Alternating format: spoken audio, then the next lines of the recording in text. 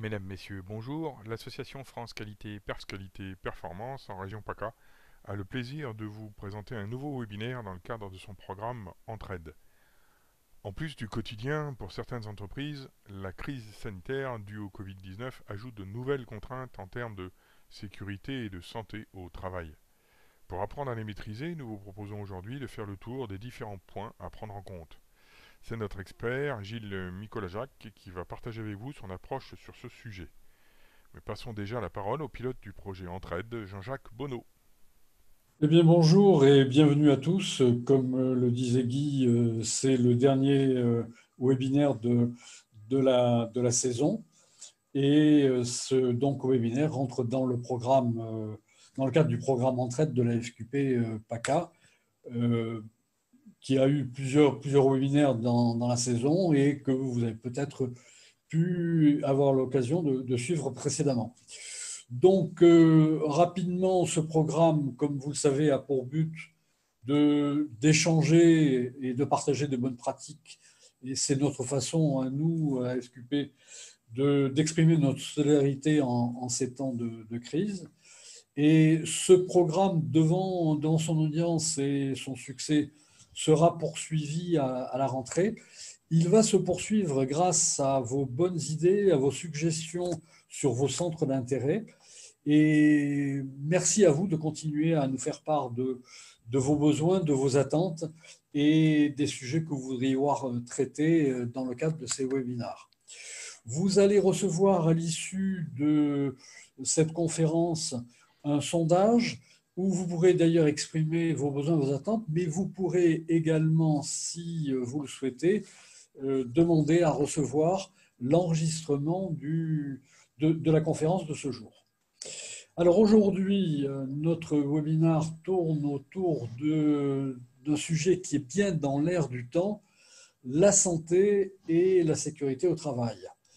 Et la santé et la sécurité au travail de tous les acteurs de l'entreprise, ça c'est bien un sujet au centre des préoccupations durant le confinement, mais ça reste un sujet au centre de nos préoccupations, car, comme vous l'avez constaté, nous sommes peut-être dans l'œil du cyclone, mais nos prévisionnistes nous annoncent que nous allons avoir une tempête et un gros temps au plus tard à l'automne. Donc la SST et la sécurité et santé au travail est un sujet tout à fait d'actualité.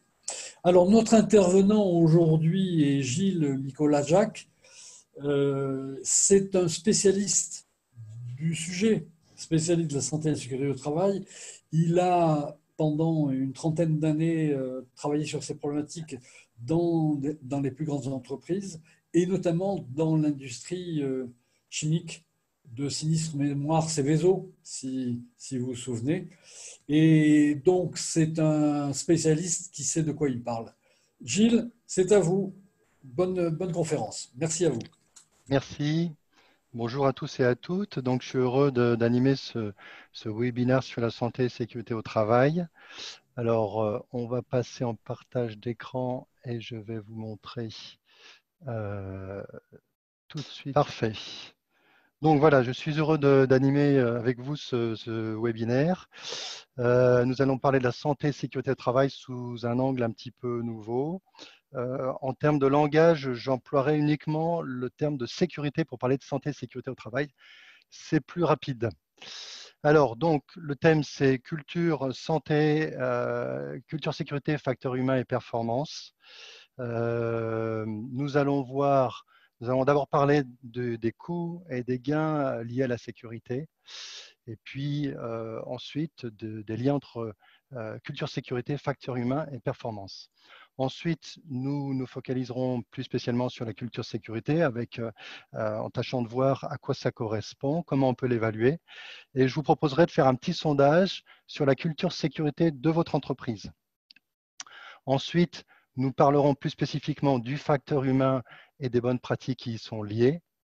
Et puis, enfin, en chapitre 4, nous nous posons la question, oui, mais comment faire? Comment passer à la pratique avec quelques points relativement simples. Et puis, on arrivera aux questions-réponses où je reprendrai, avec l'aide de Guy, les questions que vous aurez pu bien poser dans le chat. Alors, combien coûte la sécurité? C'est vrai qu'on parle, combien coûte la non-sécurité? C'est vrai qu'on parle souvent du coût de la sécurité, combien ça coûte cher, mais combien coûte la non-sécurité? Évidemment, on sait que malheureusement, la non-sécurité entraîne des préjudices subis par les victimes en termes de décès, de blessures physiques, physiologiques, de blessures psychologiques, de fragilisation du travail, de handicap qui sont extrêmement douloureux, extrêmement graves. Et puis, il y a aussi des conséquences pour les familles. On en parle moins, c'est un peu la partie cachée de l'iceberg. C'est des pertes de pouvoir d'achat, c'est parfois une précarisation quand c'est le chef de famille qui ne peut plus travailler ou qui est décédé. C'est aussi de l'insécurité psychologique pour la famille et parfois physique pour la famille, pour le conjoint, la conjointe, pour les enfants. Et tout ça a aussi des conséquences économiques et beaucoup de souffrance. Ça représente beaucoup de souffrance. Ensuite, pour les entreprises, évidemment, il y a des coûts importants qui sont des coûts directs et indirects. Les coûts directs sont les conséquences directes des accidents, ils sont assez faciles à estimer. Les coûts indirects sont un peu moins faciles à estimer, mais ils sont bien présents. C'est toutes les conséquences en termes, je dirais, de temps perdu, d'analyse, d'enquête, de besoin de recruter, etc. Donc, il y a une liste très longue. Et puis, il y a des coûts qui sont assurés et des coûts qui ne sont pas assurés. Et il faut savoir que la grosse partie, c'est les coûts qui sont non assurés et qui représentent quelque chose comme de 10 à 30 fois les coûts assurés. Alors, en quelques chiffres, si on veut être très synthétique, en France, en base annuelle, c'est plus d'1 million d'accidents du travail, c'est plus de 65 000 maladies professionnelles et c'est plus de 1040 morts si on prend en compte les conséquences des accidents du travail et des maladies professionnelles. Dans le monde, en base annuelle, c'est 300 millions d'accidents du travail, plus de 180 millions de maladies professionnelles et plus de 2,5 millions de morts. En termes de coûts que ça peut représenter, l'OIT, l'Organisme international du travail, a fait des études assez poussées et a déterminé que globalement, au niveau mondial, ça coûtait 4% du PIB. Donc, c'est vraiment colossal. Alors, s'interroger sur le coût de la non-sécurité, ça amène aussi à se poser la question de ce que rapporte la sécurité. Parce que ça non plus, on n'en parle pas souvent. Évidemment, donc, il y a la baisse des coûts des accidents du travail et des maladies professionnelles. Il y a l'amélioration des conditions de travail parce qu'on est obligé de s'en occuper quand on veut faire, du bon travail en sécurité. Et de là découle aussi l'amélioration de l'ambiance de travail avec un milieu où il y a plus de motivation, de créativité, plus d'innovation et par voie de conséquence également moins d'absentéisme, de turnover. Et l'image de l'entreprise, sa réputation deviennent très positives. Alors, la culture sécurité, comment peut-on la définir? Eh bien, une définition pourrait être ce que toutes les personnes de l'entreprise pensent et perçoivent de la sécurité et comment cela se traduit dans leur comportement. Le facteur humain, qu'est-ce qu'on peut dire? Eh bien, on peut concevoir que la sécurité requiert des systèmes techniques qui soient fiables et des règles de sécurité respectées et la gestion des écarts. Parmi ces écarts, il y a le non-respect des règles et les comportements imprudents. Et en fait, tout ça, ça concerne le facteur humain. Le facteur humain, c'est en fait le comportement humain qui a un impact sur la sécurité. Alors, quels sont les liens entre les trois? Eh bien, je vais parler de liens qui sont extrêmement simples. On sait que 50% de la totalité des accidents en milieu de travail sont liés à des comportements imprudents. Donc, il y a un lien très clair entre facteur humain et performance. Ensuite, la culture sécurité, quand vous rentrez dans une entreprise avec une culture sécurité forte, eh bien, la pression de l'entourage, la pression sociale qui fait qu'on regarde comment fonctionnent les gens autour de soi, les gens vous briefent, donc il y a une espèce d'auto-formation qui se fait par la culture elle-même de sécurité, et ça fait que ça agit tout de suite sur le comportement. Une personne qui rentre dans une entreprise de la chimie, par exemple, avec une forte culture sécurité, il va tout de suite prendre le bon pli des bons comportements. Et ensuite, entre culture sécurité et performance, ben, on sait que les industries avec des process très dangereux, la chimie, le pétrole, le nucléaire, ont des cultures sécurité fortes et on sait qu'en général, elles ont des performances qui sont meilleures. Donc, finalement, agir sur la culture sécurité et agir sur le facteur humain, c'est agir sur les performances. Alors, cette culture sécurité, comment peut-on l'évaluer? Alors, on peut déjà suivre des indicateurs classiques quantitatifs en termes d'évolution au cours du temps, les taux de fréquence, les taux d'arrêt maladie de courte durée, l'absentéisme et le turnover. Et puis, on peut essayer de se comparer à la concurrence, à d'autres entreprises dans le même secteur d'activité. Et tout ça, déjà, les tendances, les évolutions, voir si on progresse, si on tend vers zéro, vont déjà nous amener à voir si on a une bonne culture sécurité.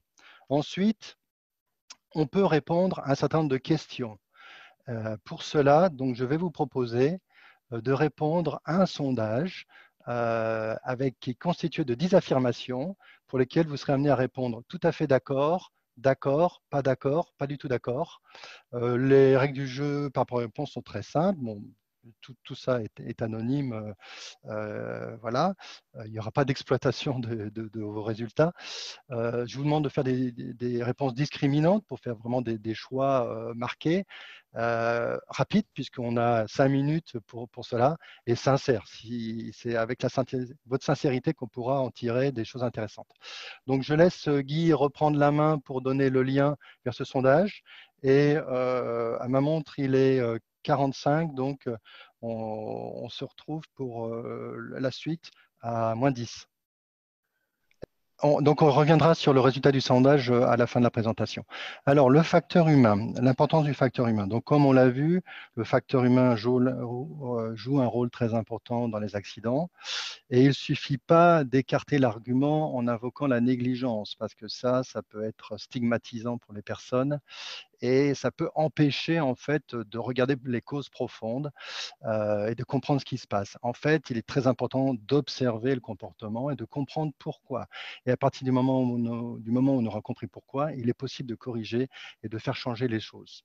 Alors, dans les facteurs humains, la première chose concerne les facteurs organisationnels, c'est-à-dire ce sont les caractéristiques de l'entreprise qui vont faire qu'on va aller dans le sens de la sécurité ou pas. Alors, c'est la culture sécurité, on en a parlé, c'est la politique sécurité, est-ce qu'elle existe, comment elle est, c'est la façon dont l'entreprise encourage ou décourage par rapport au bon comportement, c'est le leadership et l'engagement dans l'encadrement pour arriver à entraîner par l'exemple et par les bonnes paroles à s'engager dans la sécurité.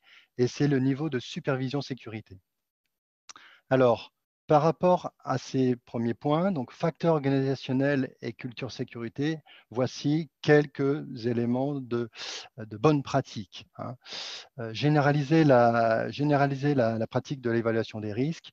Il faut savoir, tout le monde sait que c'est très important l'évaluation des risques. Malheureusement, toutes les entreprises ne font pas ça de manière généralisée, c'est-à-dire à tous les niveaux de l'entreprise et de manière courante, quotidienne. Et en fait, on ne peut pas mettre en place un système performant de sécurité si on n'a pas généralisé la pratique de l'évaluation des risques. Ça veut dire que l'entreprise n'est pas bien consciente de ces risques.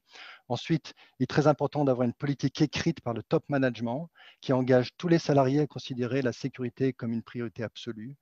Et le top management doit donner des objectifs réalistes, ambitieux à tous les niveaux et accorder les moyens nécessaires pour les atteindre. Donc, ça a l'air de rien, ça, mais souvent, ça ne se fait pas dans les entreprises.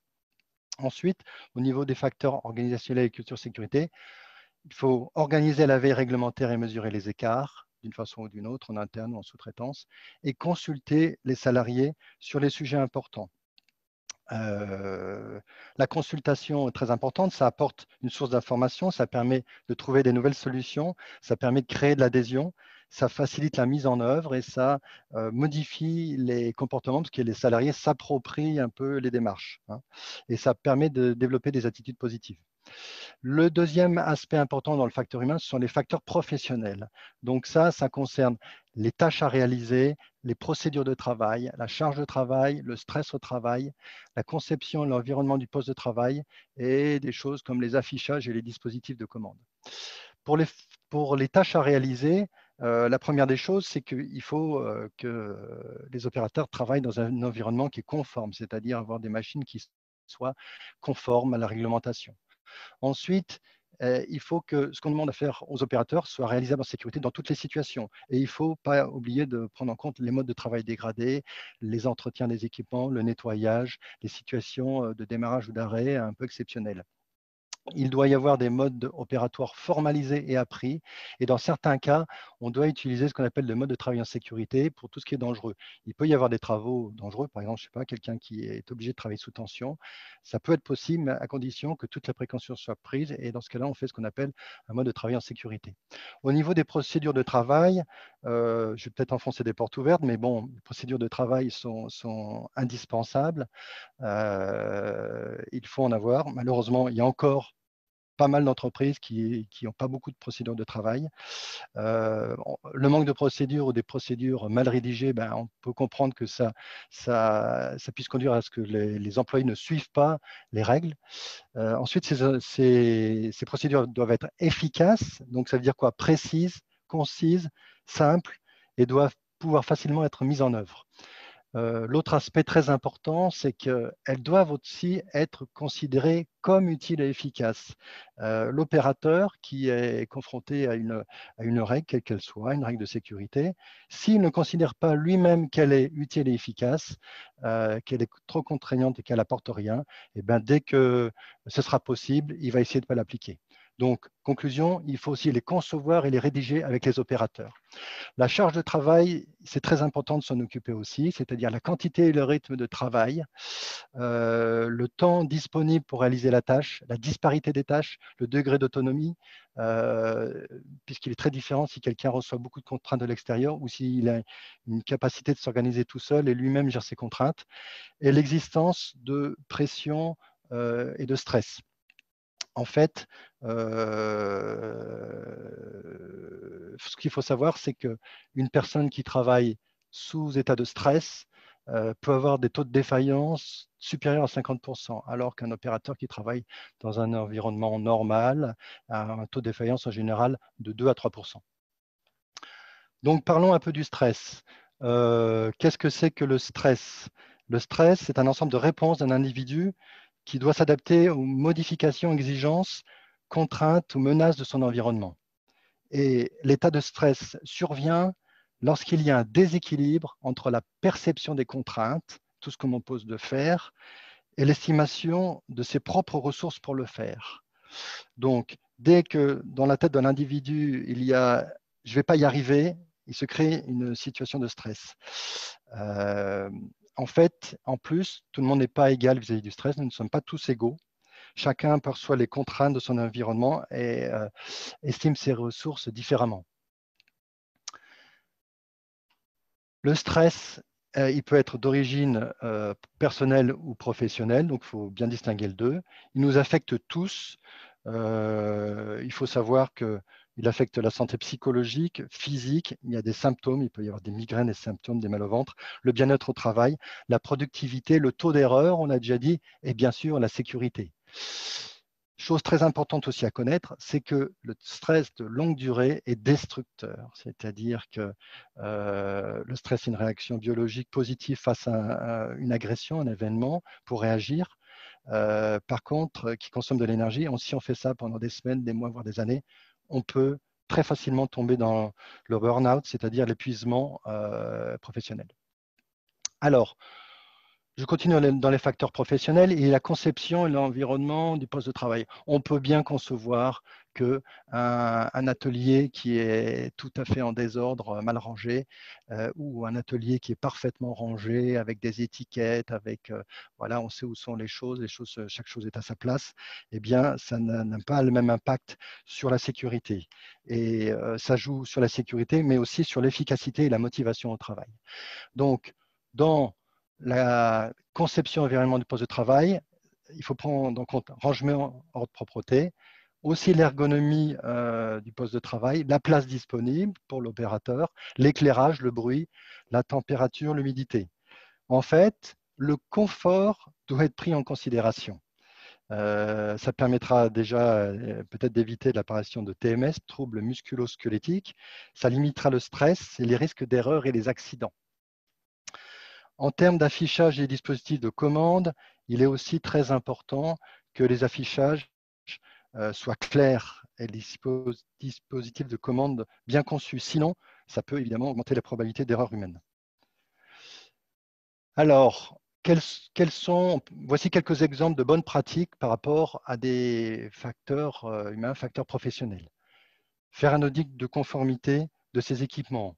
Il y a des spécialistes, des spécialisés pour ça, qui font ça très bien, et mettre en place un plan pluriannuel de suivi. Il y a des entreprises, si elles sont vieilles, de vieilles usines, qui ne s'occupent pas de ça, alors que un jour, il faut s'en occuper et commencer, et même si ça prend plusieurs années, il faut s'en occuper.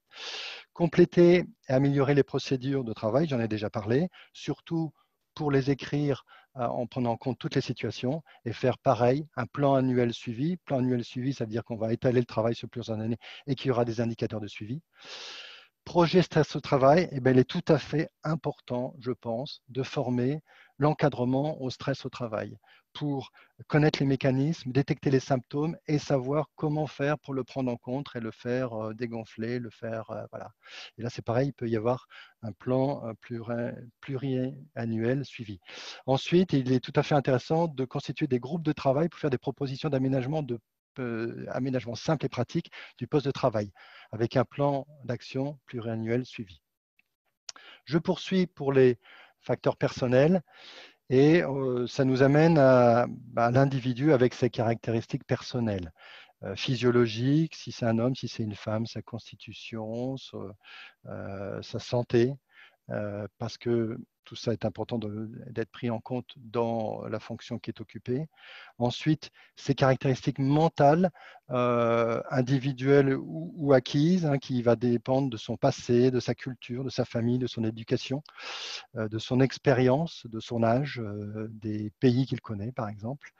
Et ça, c'est important parce que les caractéristiques mentales vont influer aussi sur le comportement des personnes.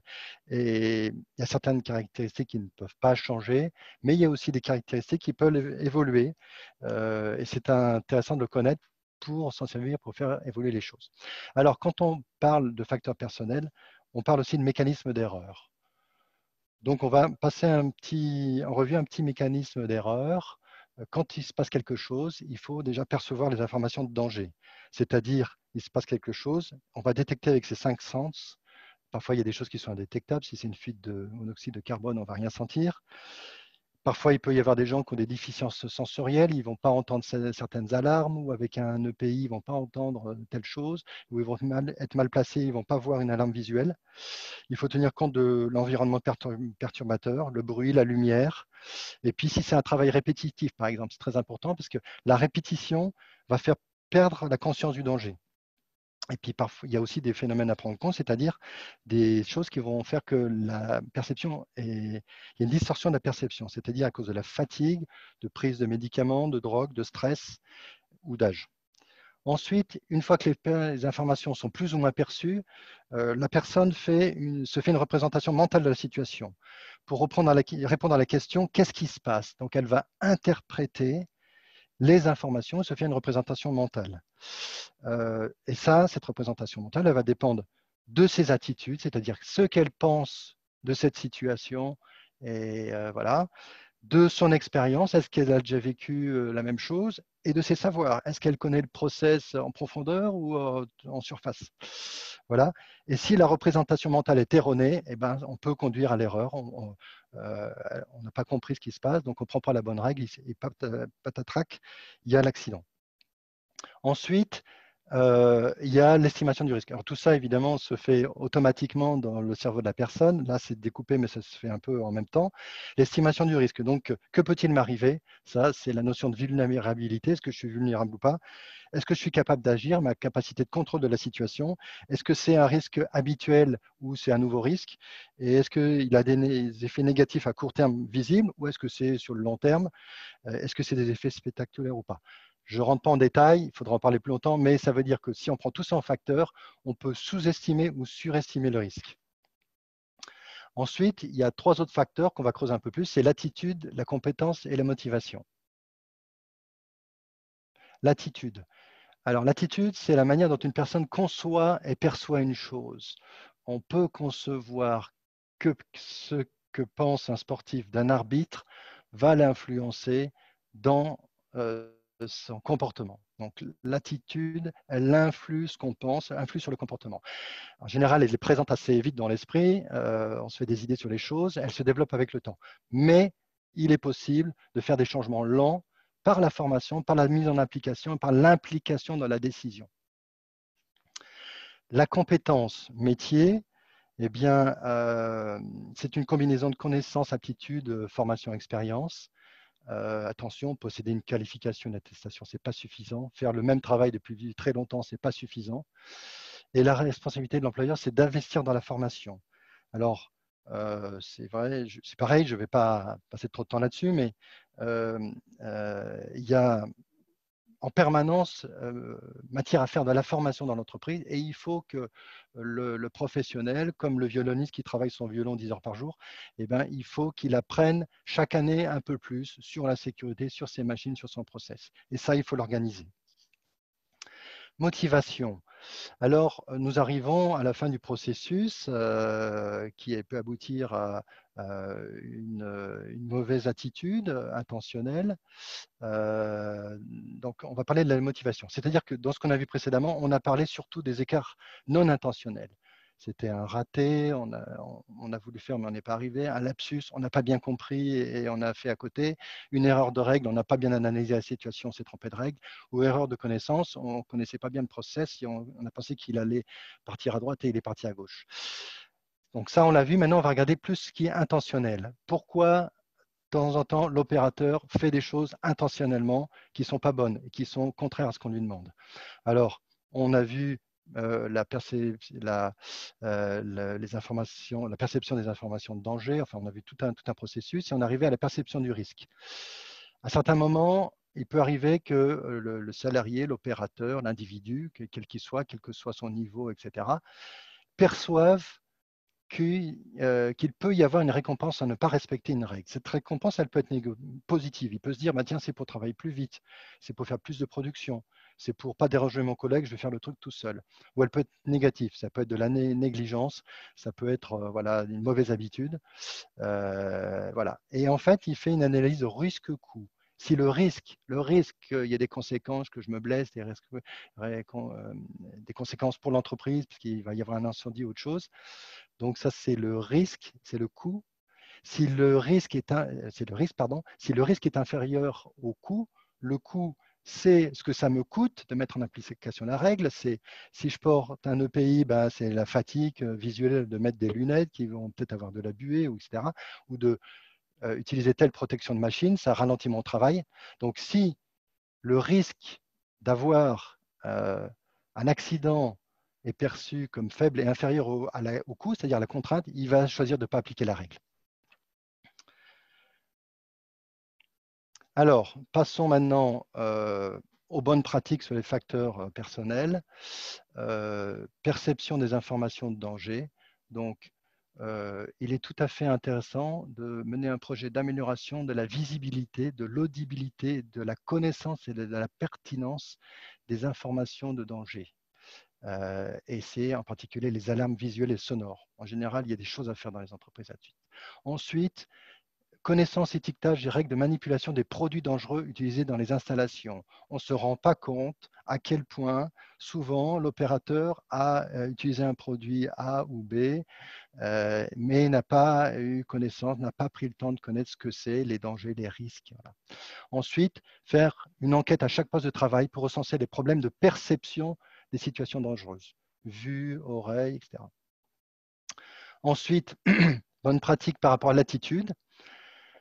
Alors, proposition, bonne pratique, créer une formation interne,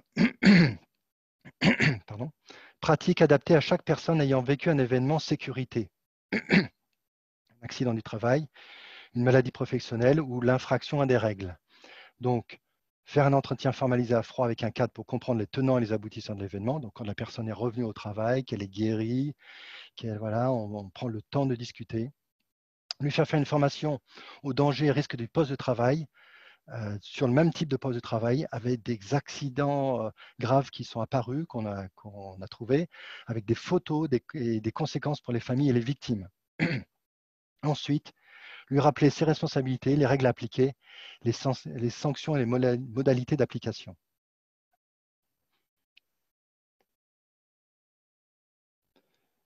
On voit très souvent des entreprises qui se contentent, quelqu'un a eu un accident de travail, il revient au travail, personne, il ne reparle pas de sécurité, à la limite on lui fait la tête parce qu'il a fait exploser le taux de fréquence et ce n'est pas satisfaisant.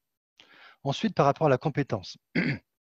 Donc, bonne pratique, faire une évaluation annuelle des compétences de chaque salarié avec son N+1 et le coordinateur sécurité à partir des référentiels de sécurité, c'est-à-dire les modes opératoires, les modes de travail en sécurité, toutes ces choses-là qui doivent être rédigées pour vérifier qui connaît, qui sait faire, etc. À partir de l'évaluation annuelle, établir et réaliser un plan de formation interne ou externe d'au minimum quelques jours par an pour chaque salarié. Vous comprenez, c'est un plan de formation adapté aux salariés. C'est autre chose que les formations habituelles, classiques. C'est vraiment lui permettre de travailler sa compétence et sa connaissance d'année en année. Ensuite, c'est formaliser la réalisation des formations et l'évolution des compétences au cours du temps, les suivre comme indicateur de performance. Au niveau de la motivation, eh bien, ce qui est tout à fait possible de faire, c'est d'encourager la transparence, en remerciant le personnel pour toutes les remontées d'informations concernant la sécurité, de donner des responsabilités, un rôle à jouer, de la considération, de l'autonomie et de l'évolution aux personnes qui sont de bons exemples en matière de sécurité, prendre le temps de convaincre les leaders naturels de l'importance du respect des règles de sécurité. Là, ce qu'il faut savoir, c'est que quand vous êtes dans une entreprise où il n'y a pas de culture sécurité forte, positive, eh bien, la pression sociale, la pression du groupe va agir par des leaders naturels.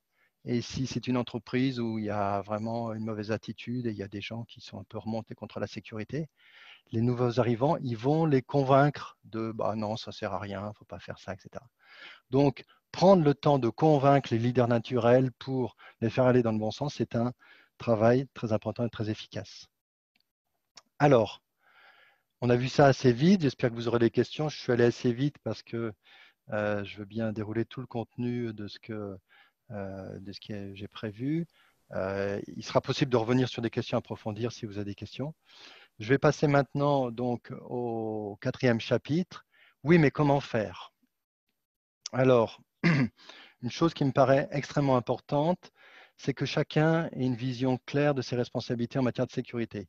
On entend souvent dans les entreprises la réflexion, ouais, mais la sécurité, c'est très compliqué, on a des réglementations très complexes, voilà, on ne s'y retrouve pas, ça change tout le temps, etc. Je crois qu'on peut avoir des notions simples en tête qui sont des guides pour avoir des points de repère sur ce qu'on doit faire en sécurité. Les voici. Responsabilité de l'employeur. L'employeur doit mettre à disposition un lieu de travail sûr, des équipements sûrs et conformes, des EPI adaptés. Alors, je vais peut-être enfoncer des portes ouvertes, hein, mais il y a un certain nombre de gens, peut-être pas vous, mais pour qui tout ça n'est pas très clair. Fournir des conditions de travail sûres. il y a plein de choses là derrière, hein, des choses qu'on a vues.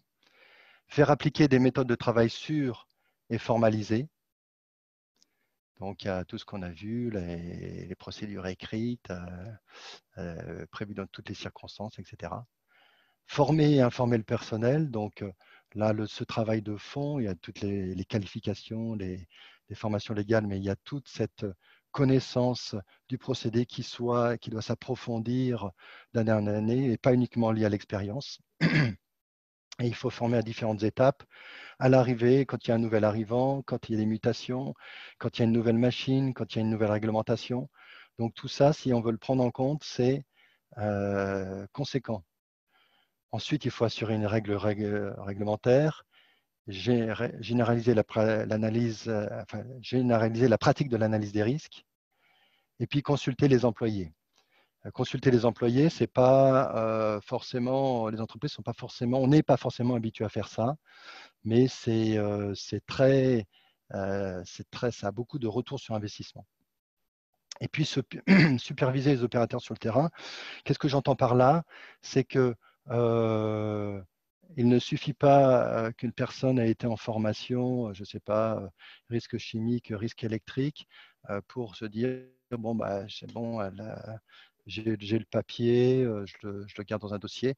Il faut que le N+1, l'agent de maîtrise par exemple, supervise les gens de son équipe pour voir s'ils appliquent bien les règles, s'ils n'appliquent pas bien les règles, mais aussi pour les aider à voir ce qu'il faut faire, ce qu'ils doivent développer, pour les accompagner. Superviser, c'est tout ça, c'est les surveiller, contrôler, inciter, faire développer la compétence professionnelle de ces équipes. Alors l'employé, lui, c'est au niveau de ses responsabilités, il doit prendre soin de la sécurité de celle de son entourage. Donc ça, il faut le répéter au personnel pour qu'il soit au courant. Il doit respecter les procédures, les instructions, je crois que les gens le savent. Il doit utiliser correctement les équipements de sécurité, ça c'est très très très important. Et on ne doit jamais toucher à une règle de sécurité, un matériel de sécurité, etc. Et il doit rendre compte de toute situation dangereuse et de tout accident ou maladie professionnelle. Ensuite, il doit coopérer avec l'employeur. Ensuite, autre point, comment faire? Un point qui me paraît extrêmement fondamental, c'est s'occuper de sa propre santé. Si on ne prend pas soin de sa propre santé, on peut se dire qu'on risque de ne pas prendre soin de celle des autres. C'est valable à tous les niveaux, c'est top-down, hein, tout le monde peut se poser cette question. Évidemment, si on prend soin de sa santé, on va on va faire plus attention à les autres. Prendre le temps de s'occuper de sa santé et de sa sécurité avant qu'il soit trop tard, parce que la vie passe vite et un jour, c'est nous qui pouvons être malades ou dans l'ambulance. Et que la santé et la sécurité, c'est une philosophie de vie qui dépasse le cadre du travail. Ensuite, comment faire? Alors, utiliser une machine de guerre. Qu'est-ce que j'ai voulu dire par là? Ne pas réinventer la poudre. Très souvent et trop souvent, je vois des entreprises qui ont leur propre système de sécurité avec leur propre façon de faire et leur propre analyse et qui sont pleins de bonne volonté. Mais voilà, c'est un peu limité parce que ça ne bénéficie pas de l'expérience acquise. Donc, je pense que c'est très important de choisir des méthodes éprouvées et je conseille très, très fortement, très vivement d'utiliser un système de management de la sécurité.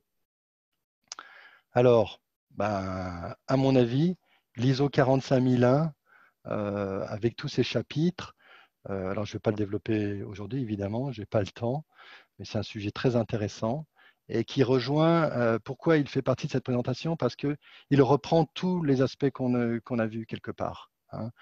Tous ces aspects sont quelque part dans un des chapitres et il y a vraiment tous les ingrédients pour faire que ça marche. Et souvent, quand ça ne marche pas dans une entreprise, parce que ça ne met pas les moyens, le leadership n'est pas impliqué de manière visible, on ne le voit pas, on sait pas que c'est ça qui cloche. Et là, reprendre un système de management de la sécurité, c'est se donner les moyens de prendre quelque chose qui est éprouvé, l'ISO 45001 découle de l'OHSAS 18001, que vous connaissez bien, et qui a tous les ingrédients indispensables pour que ça marche. Donc, si on prend ça, c'est un espèce de rouleau compresseur, c'est une machine de guerre qui ne laisse rien au hasard et qui implique toute l'organisation et qui conduit à coup sûr à la performance en sécurité. Voilà, donc j'en ai fini pour ma présentation, mais avant de passer aux questions, donc je vous propose de faire un petit retour sur le sondage. Donc, est-ce que tu peux afficher le retour, Guy, ou est-ce que c'est moi qui le fais? Je te laisse le faire. Ah, d'accord. OK. Sinon, nous avons déjà, pour ton information, de nombreuses questions.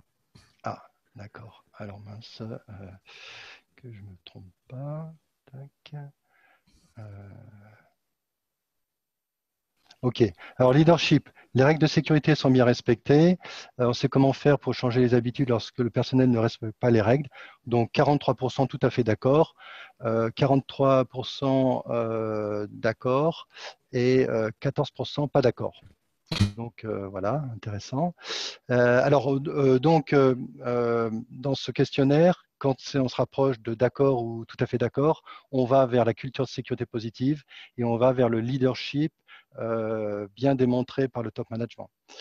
Alors, deuxième question, la sécurité est considérée comme très importante par la majorité du personnel. Celui-ci se sent impliqué en première ligne et pense que ce n'est pas qu'une affaire de spécialistes.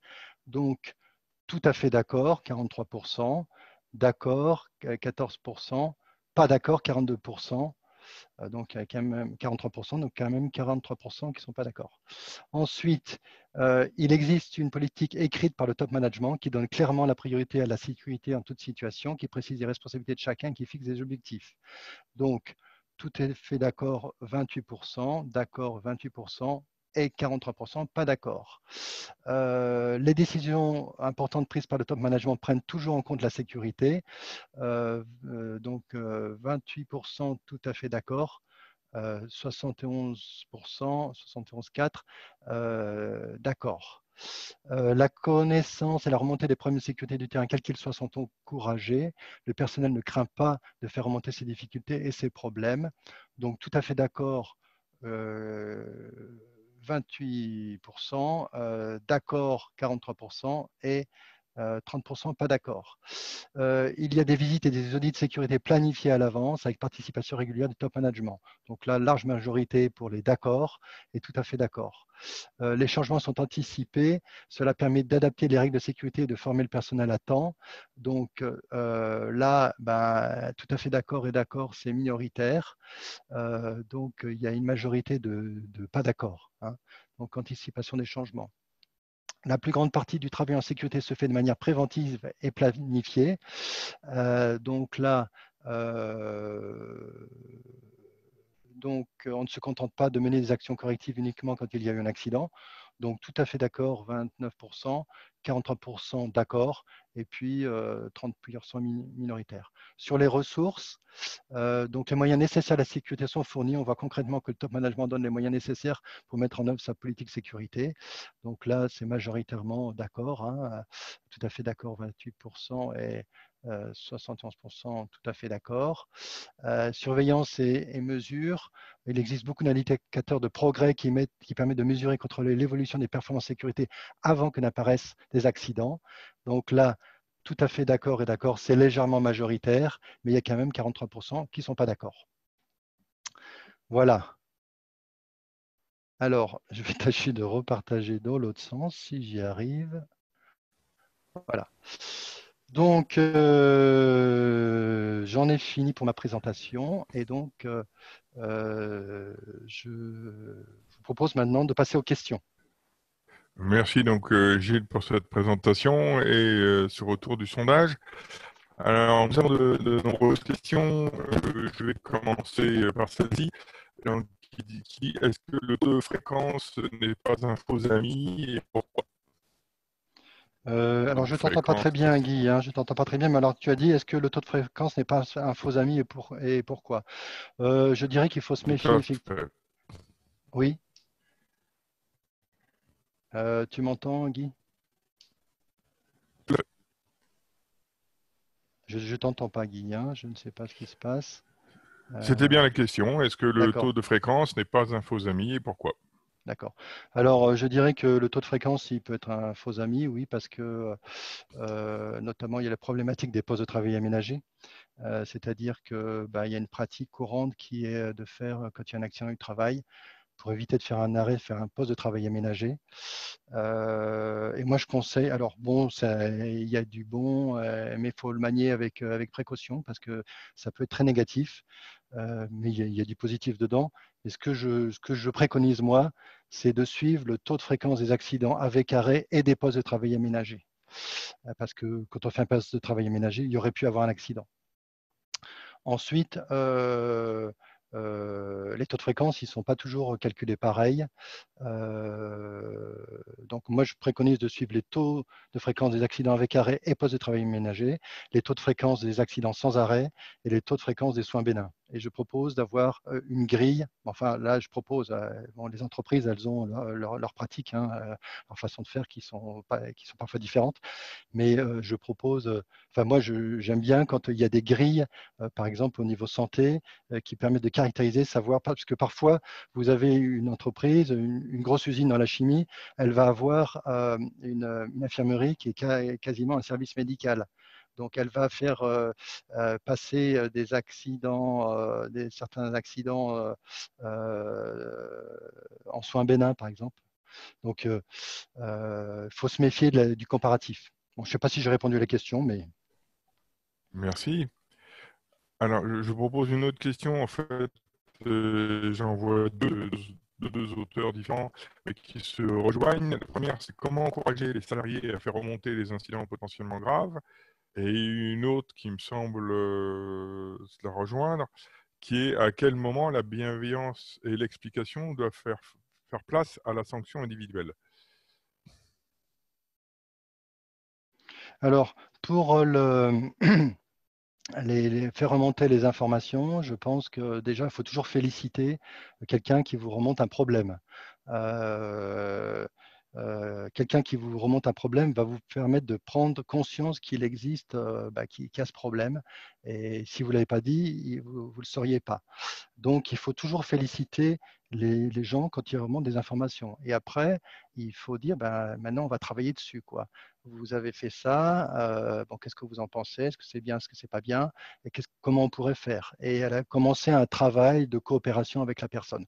Si une personne vous dit quelque chose qu'elle a fait qui était dangereux, c'est super important, quoi.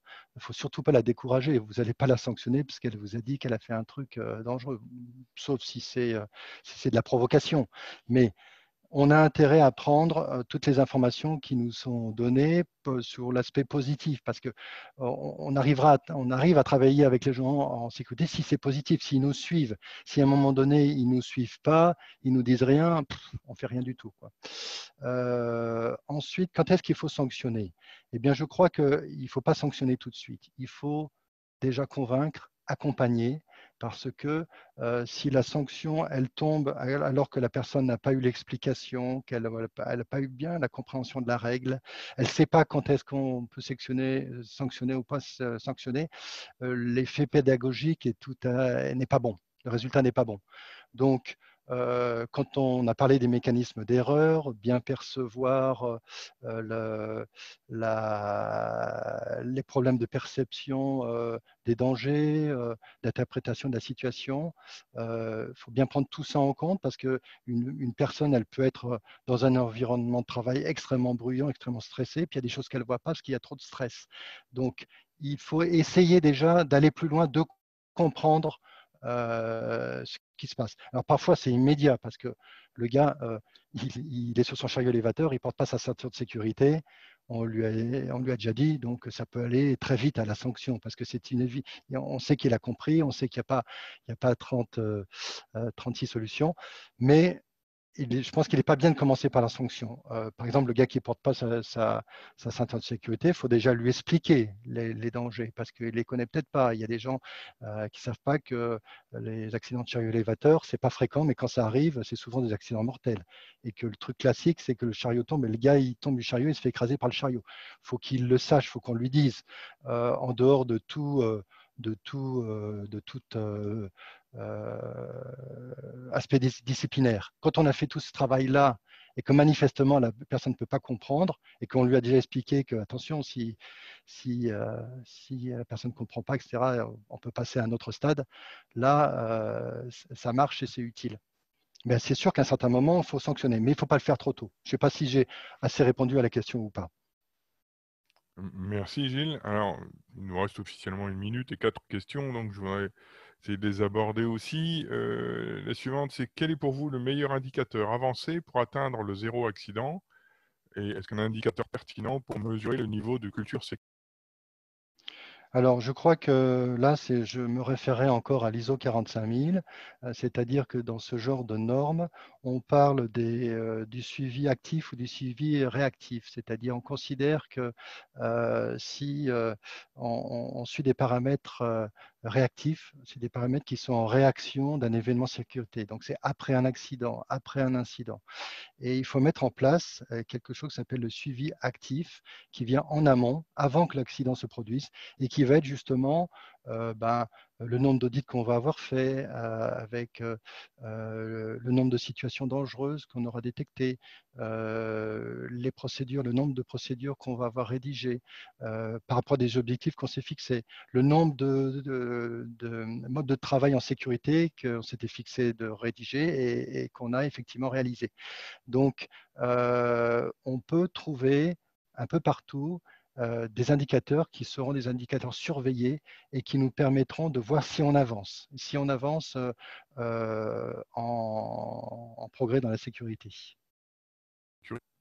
Merci. Question suivante. Quelles sont les bonnes pratiques innovantes, nouvelles, out of the box, en matière de sécurité au travail?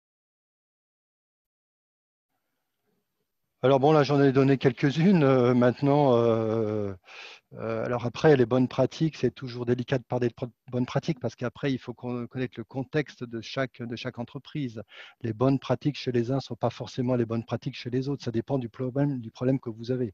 Mais à partir de tous ces critères qui permettent de motiver les gens en sécurité, de tenir compte des facteurs organisationnels, des facteurs professionnels et des facteurs personnels, on peut trouver tout un tas d'indicateurs. Maintenant, je ne vous dirai pas comme ça des bonnes pratiques toutes nouvelles.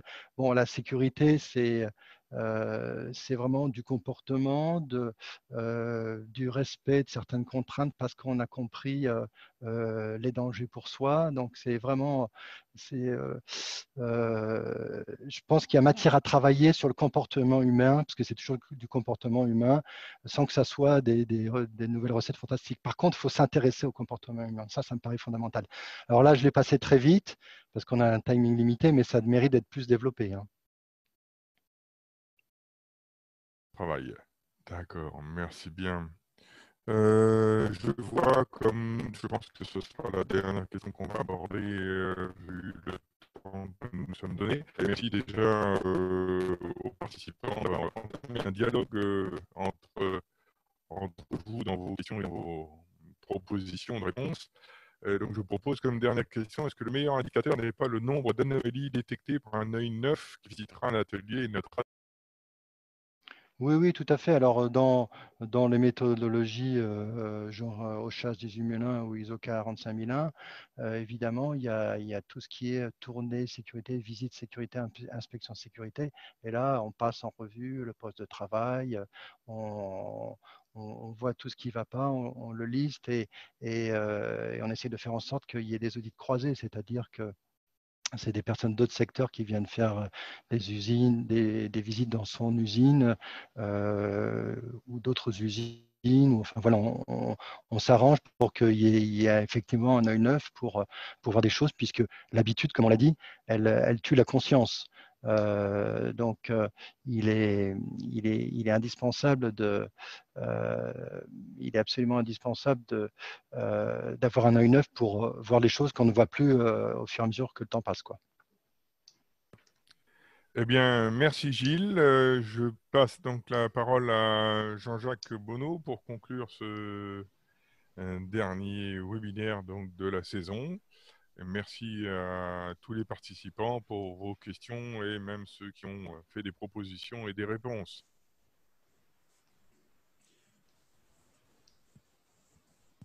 Eh bien, merci Gilles pour cette intervention.